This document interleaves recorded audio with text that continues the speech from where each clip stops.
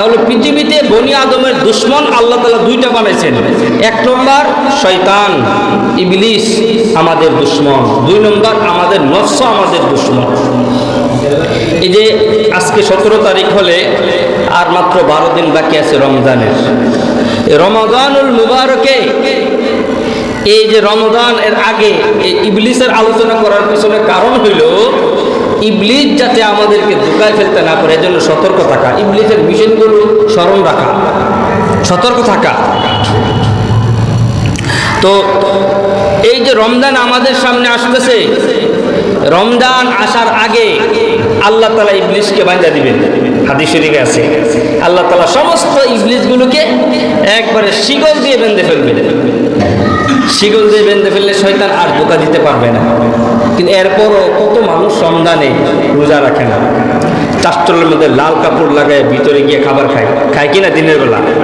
তো শয়তান তো বান্দা আছে ঠিক, তো শয়তান বান্দা থাকার পরেও মানুষ শয়তানি করে কিভাবে? অনেকে বলে না, আরে খাচ্ছি রে, এই লোকটা কত বড় শয়তান, এইরকম শয়তানি করে। শয়তান তো বান্দা, এরপরে কিভাবে মানুষ শয়তানি করে? এই শয়তান এখন রমজানের আগ পর্যন্ত আপনাকে এমন চাবি মারা দিবে, যত ষড়যন্ত্র যত কুমন্ত্রণা যাওয়ার একবারে দিয়ে দিবে। ওই যে শয়তানের এই 1 মাসের কুমন্ত্রণা আপনি পরের 1 মাস রমজান মাস ওই আপনি চলতে থাকবেন। এজন্য মানুষ ধোঁকায় পড়ে। এজন্য এখন থেকে সতর্ক থাকতে হবে। যেহেতু আমাদের আরেকটা শত্রু আছে আমাদের ভিতরে, নফস। এই নফসকে কুমন্ত্রণা দিয়ে শয়তান রেডি করে দেয়। পুরা রমজান নফসের কুমন্ত্রণায় পড়ে মানুষ ধোঁকার মধ্যে গুনাহ করতে থাকে। এজন্য এই বিষয়গুলো খেয়াল রাখা। তাহলে আমাদের 2 নম্বর শত্রু হলো আমাদের নফস। কোরআনের কারিমে 3 ধরনের নফসের কথা কোরআনে কারিমের মধ্যে পাওয়া যায়। 1 নম্বর নফসের নাম নফসে আম্মারা, 2 নম্বর নফসে লাওয়ামা, 3 নম্বর নফসে মুতমাইন্না। এই কথাটা একটু ভালো করে বুঝেন। নফস 3 প্রকার। যে নফস আমাদেরকে ধোঁকা দেয়, এই নফসটা 3 প্রকার। এর মধ্যে 1 নম্বর নফসে আম্মারা, যে ব্যাপারে সূরা ইউসুফের 53 নম্বর আয়াত আল্লাহ বলেন, ওমা উবাররিউ নাফসি ইন্নান নাফসা লাআম্মারাতুন বিসু। ইন্নান নাফসা লাআম্মারাতুন, নিশ্চয় নফসে আম্মারা যেটা বিসু, এই নফসে আম্মারা এটা মানুষকে খারাপ কাজের নির্দেশ দিয়ে থাকে। নাউজুবিল্লাহ বলে। তাহলে 1 নম্বর নফস যেটাকে আম্মারা বলা হয়, এই নফস মানুষকে সব সময় শুধু গুনার দিকে ধাবিত করে, গুনার নির্দেশ করে। এই ধরনের নফস এই ধরনের নফসে আক্রান্ত যারা হয়ে গেছে, তারা কখনোই ভালো কাজ করতে পারে না। তাদের অন্তরটা নফসে আম্মারা হয়ে গেছে। অন্তর যা বলে সে তাই করে, নফস যা বলে সে তাই করে। নফস মোতাবেক চলা যেটাকে বলে, এটাকে বলে নফসে আম্মারা। এই রোগে আক্রান্ত মানুষ আমাদের সমাজে অনেক বেশি, অনেক বেশি। মন চাইছে ওইটা করে ফেললাম। মন আমার এখন বলতেছে গান শুনতে, আমি গান শুনে ফেললাম। মন চাইছে আমি একটা খারাপ কাজ করবো, আমি খারাপ কাজ করে ফেললাম। এই নফসকে বলা হয় নফসে আম্মারা। নফস মোতাবেক চলা, নফস আমাকে নিয়ন্ত্রণ করতেছে, এটাকে বলে নফসে আম্মারা। এটা হলো সর্বনিকৃষ্ট নফস যেটা। এই গুণে গুণান্বিত মানুষ যারা, এই নফস যার আছে, সে পৃথিবীর সবচাইতে নিকৃষ্ট মানুষ। এর থেকে নিকৃষ্ট মানুষ আর হইতে পারে না। এই মানুষগুলো শুধুমাত্র মানুষ হিসাবে নিকৃষ্ট না, সে পশু পাখি থেকেও নিকৃষ্ট। আল্লাহ তাআলা বলেছেন, ওয়ালাকাদ যারানা লিজাহান্নামা কাসীরাম মিনাল জিন্নি ওয়াল ইনস। আল্লাহ তাআলা জাহান্নামকে প্রস্তুত করে রাখছেন কিছু মানুষের জন্য এবং কিছু জিনের জন্য। তারা কারা? লাহুম কুলুবুন লা ইয়াফকাহুনা বিহা, তাদের অন্তর আছে ঠিক, কিন্তু অন্তর দ্বারা বুঝে না। ওয়ালাহুম আ'য়ুনুন লা ইউবসিরুনা বিহা, চোখ আছে কিন্তু দেখে না। ওয়ালাহুম আযানুন লা ইয়াসমাউনা বিহা, তাদের কান আছে কিন্তু শুনে না। উলাইকা কাল আনআম, আল্লাহ বলেন তারা হলো চতুষ্পদ জন্তু। না না, শুধুমাত্র চতুষ্পদ জন্তু না, বালহুম আদল, বরং তাদের থেকে আরো নিকৃষ্ট। নাউজুবিল্লাহ বলবেন। কুকুরের চাইতে নিকৃষ্ট মানুষ, শিগালের চাইতেও নিকৃষ্ট মানুষ, শুকরের চাইতেও নিকৃষ্ট মানুষ। কোন মানুষগুলো? যাদের অন্তর নফসে আম্মারা হয়ে গেছে। যে মানুষটা নফস মোতাবেক চলে, মন যা চাইছে আমি তাই করতেছি, মন আমাকে এখন বলতেছে না নামাজ পড়ার দরকার না, আমি ঘুমাই রইলাম, নামাজ পড়লাম না। তাহলে আমাদের এই নফসটা নফসে আম্মারা, সবচেয়ে নিকৃষ্ট নফস। এই নফস যার আছে সে হলো পৃথিবীর সবচেয়ে নিকৃষ্ট মানুষ। সে শুধুমাত্র মানুষের মধ্যে নিকৃষ্ট নয়, বরং কুকুর, সিগাল, শুকুরের চাইতেও আরো নিকৃষ্ট। নাউজুবিল্লাহ। তাহলে নফস আমাদের শত্রু। নফস তিন প্রকার। এক নম্বর আম্মারা, দুই নম্বর লাওয়ামা, যে ব্যাপারে সূরা কিয়ামায়ের 2 নম্বর আয়াতে আল্লাহ তাআলা কসম খেয়ে বলেন। এক নম্বর আল্লাহ বলেন লা উকসিমু বিয়াউমিল কিয়ামা, আমি কসম খাইতেছি, আল্লাহ কসম খাইতেছেন, উকসিমু বিয়াউমিল কিয়ামা, আমি কিয়ামত দিবসের কসম খাচ্ছি। 2 নম্বর ওয়ালা উকসিমু বিন নাফসিল লাওয়ামা, আমি নফসের লাওয়ামারও কসম খাইতেছি। সুবহানাল্লাহ। একটু চিন্তা করেন, আল্লাহ তাআলা নফসের লাওয়ামার কসম খাইতেছে, তাহলে জিনিসটা কত গুরুত্বপূর্ণ। আল্লাহ কোরআন কারিমে যত জিনিসের কসম খাইছেন ওই জিনিসগুলো পৃথিবীর মানুষের কাছে খুব গুরুত্বপূর্ণ, এজন্য আল্লাহ তাআলা কসম খাচ্ছেন। নফসে লাওয়ামা কাকে বলে? তাফসীরের কিতাবের মধ্যে এই আয়াতের ব্যাখ্যায় পাওয়া যায় নফসে লাওয়ামা, লাওয়ামা শব্দ হলো তিরস্কারকারী। এমন নফস যে নফস ওই ব্যক্তিকে তিরস্কার করে। কোনো মানুষ যখন গুনাহ করে ফেলে, অন্যায় করে ফেলে, তার নফস তখন এই কথা বলে, এই বেটা তুই তো এবারে অন্যায় করে ফেলেছস, তো নফস তাকে তিরস্কার করে।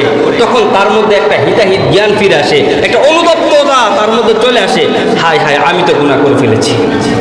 এই জিনিসটা আসা অনেক বড় নিয়ামত।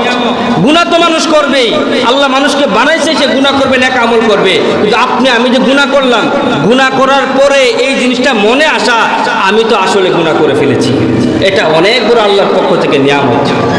কত মানুষ অন্যায় করে এটা বুঝেই না সে যে অন্যায় করছে।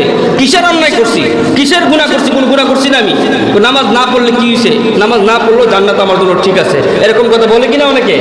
তাহলে তার অন্তরটা নফসের লাওয়ামা হইতে পারে না, এর থেকে আরো নিকৃষ্ট অন্তর তার। তাহলে রাসূল সাল্লাল্লাহু আলাইহি ওয়াসাল্লাম হাদিস শরীফে বলছেন ঈমানদার কারা? আল্লাহ রাসূল বলেন ইজা সাররাতকা হাসানাতুকা ওয়া সাআতকা সাইয়্যাতুকা ফাআনতা মুমিন।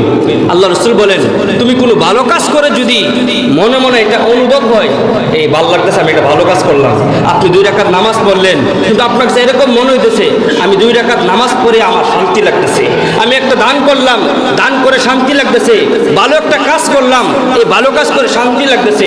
আল্লাহ রাসূল বলেন ইজা সাররাতকা হাসানাতুকা, তুমি ভালো কাজ করার পরে যদি তোমার কাছে ভালো লাগে, ফাআনতা মুমিন, তুমি মুমিন। সুবহানাল্লাহ বলেন। ওয়া সাআতকা সাইয়্যাতুকা ফাআনতা মুমিন।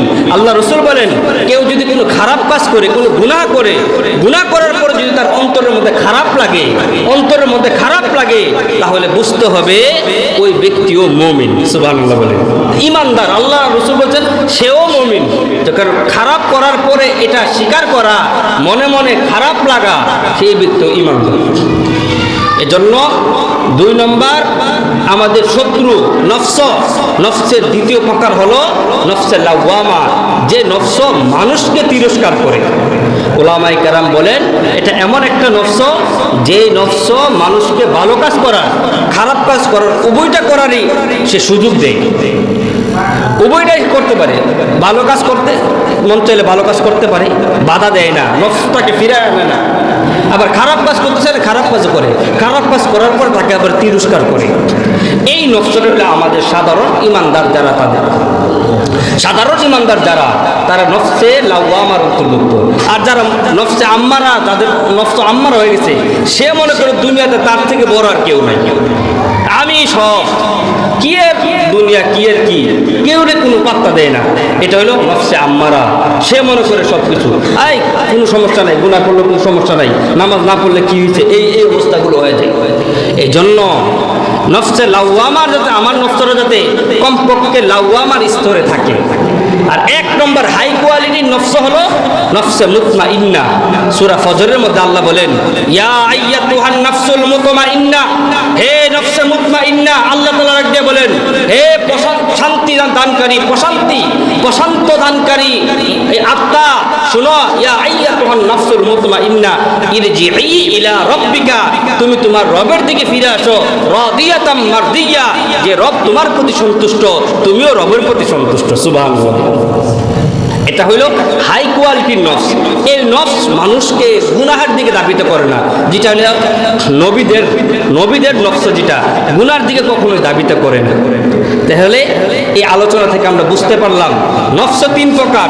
এই তিন প্রকার নফসের মধ্যে সবচাইতে খারাপ নফস হলো নফসে আম্মারা, যেটা মানুষকে শুধুমাত্র গুনার দিকে আদেশ করে।